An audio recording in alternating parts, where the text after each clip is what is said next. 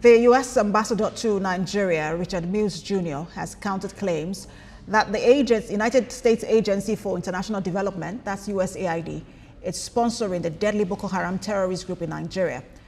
The top U.S. diplomat said this shortly after he briefed the Nigeria Governors Forum on how the country is partnering with Nigeria to focus on 4 key priority areas of human capital development.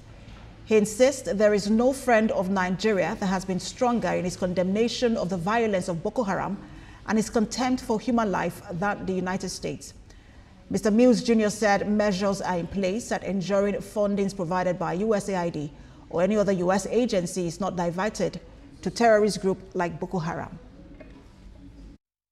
Can I answer the question about the Boko Haram? Let me be clear.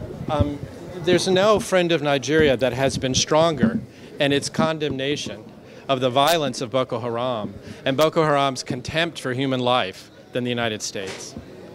We have labeled Boko Haram since 2013 a foreign terrorist organization, a designation that was designed to block Boko Haram from carrying out any asset transfers to the United States, allows us to arrest and seize members of Boko Haram, and allows us to cooperate in investigations with the Nigerian government.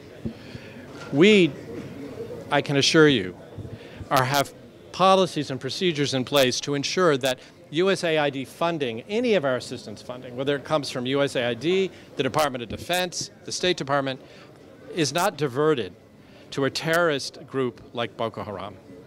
There's absolutely no evidence that I have seen that that has occurred. And certainly if we ever had evidence presented to us that a program funding was being diverted to Boko Haram, we would immediately investigate, along with our Nigerian partners. And so I just want to be clear that when it comes to Boko Haram, the United States stands with Nigeria in wanting to rid this country of the scourge that organization represents.